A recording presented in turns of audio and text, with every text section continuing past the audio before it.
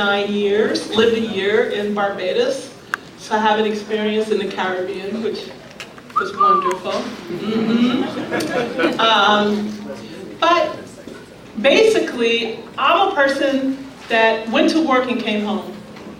Okay? I mean, I'm a school teacher. Who goes out on a school night? I didn't. So that's why a lot of people don't know me, because I wasn't involved in a whole lot of things. And I wasn't involved because I was at home grading papers and trying to figure out what I was going to do the next day. So basically, I am what I would call an extrovert.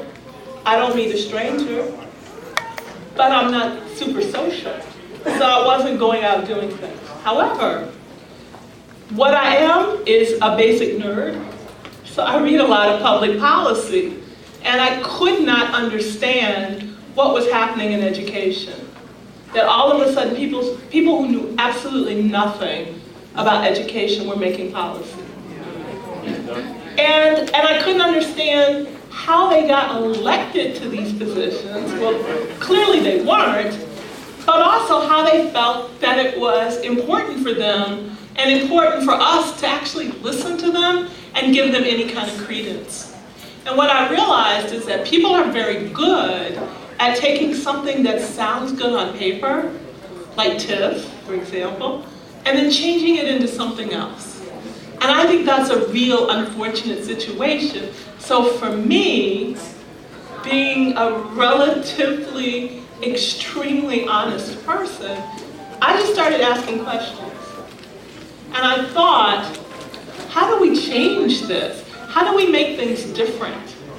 And my assumption was the best way to do that was actually to try to work through existing structures. Because I do believe you can do a whole lot of rabble-rousing outside, and that's good if you are pushing forward an agenda that's moving whatever internal structure in a different direction. So I was about to retire. I was looking forward to retirement, and I left. I taught, it says I taught for 22 years, so I subbed for a year. I worked at Sullivan High School for 3 years. I worked at Lane Tech for 15. And then I left there and went to King. One of the main reasons I left Lane Tech was because I had a bully principal. Now, he wasn't bullying me, but he was bullying the people around me. Because he couldn't do anything to me. But I watched how this guy went after people, and he went after people who were whistleblowers. This guy wanted special education teachers to change students' IEPs in order to meet his budgetary issues. I mean, I thought that was just not only absolutely criminal, but not only a lack of integrity, but then the pressure on teachers who knew this was the wrong thing. But the PATs immediately got clicked off. They got clicked off. So, you know, I just thought, well, maybe there's a better way to deal with this. And all of a sudden, people that I liked and respected and worked with were either retiring or leaving in droves, including my husband. And that's where I met my husband. Matter of fact, our students got us together. They tricked us to going to the 1994 prom. That class just had their 20th reunion and invited us, and it was a wonderful experience.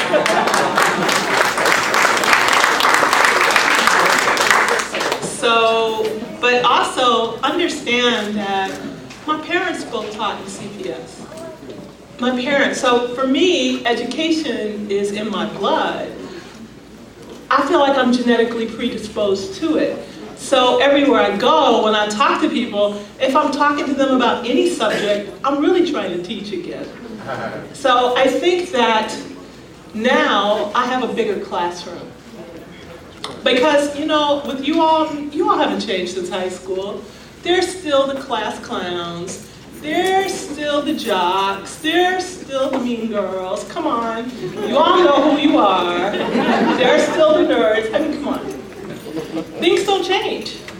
things don't change. And it's interesting to see that play out with these people who are making very detrimental policies for our schools and for our children.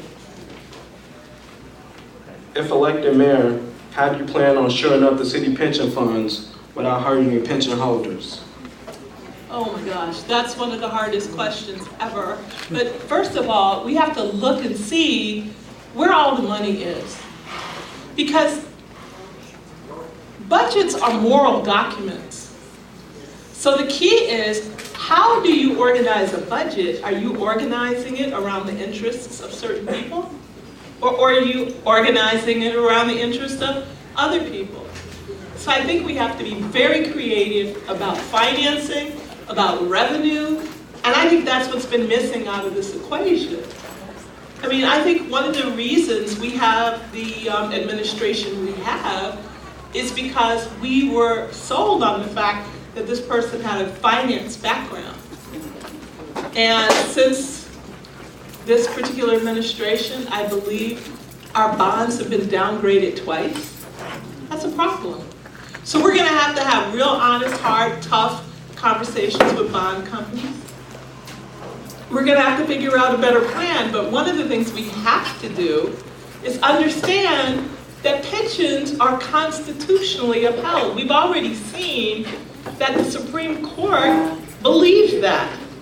The Supreme Court of the state of Illinois has said that trying to change the pension clause is unconstitutional. So the issue now becomes, how do we finance it? How do we finance it? And we put forth some ideas in the past. We talked about a financial transaction tax. But that was ruled off the table. People didn't want to hear it because it actually addresses the issues. And guess what? Would solve some of the problems. So I think that we have to have good, hard, honest conversations with the city fathers. And I think the city fathers, if they want to see the city grow and develop, will be a part of that process. What can be done to prevent more public school closings, and what has happened to the staff of the 50 schools that have closed? Yeah, that's a great question. So you have to have a mayor that doesn't believe in closing schools. Now that's the first thing.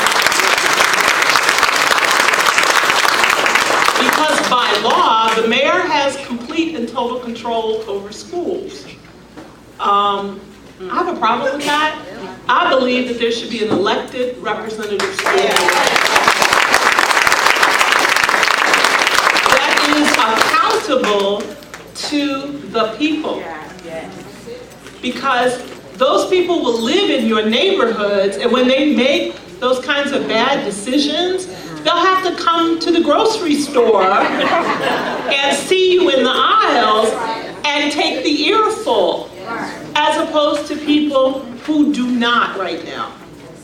So I think it is incredibly important that this is the way to go. That's number one. What happened? The overwhelming majority of the teachers and paraprofessionals and clinicians who were in those schools followed their children. So, and that was something that was relatively new. It hadn't happened before. And that's been a good thing. However, closing schools is indicative of a disinvestment mentality in neighborhoods. Let's be real about that. Because once again, we have not seen the plan for those neighborhoods. We have not seen the plan. But I know how many people watch House Hunters.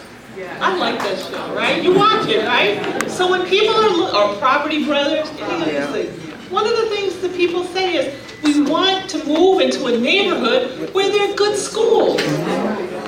So if you take schools out of a neighborhood, you clearly are not looking to put people in those neighborhoods. So what's the plan? Are we just going to depopulate certain parts of Chicago? And if that's the plan, then why don't we know about it? And why aren't people being honest about it? And why isn't it coming out? So I think those are the kinds of things that people want to know.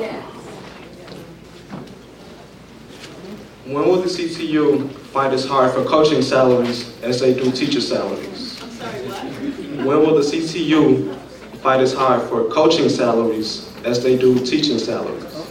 Well, I think this is a good question, not just because I'm married to a former coach and physical education teacher.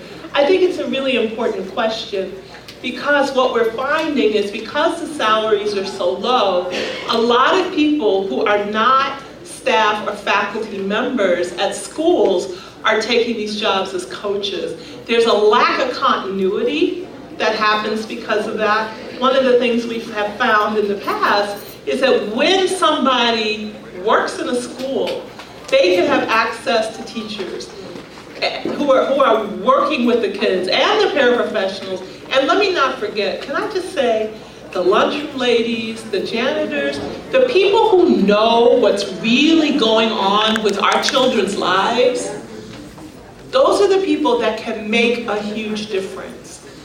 I remember when I was teaching, if I had a situation with a student, the first person I went to was that kid's coach, if that kid was playing a sport. And I'm like, look, I need some help.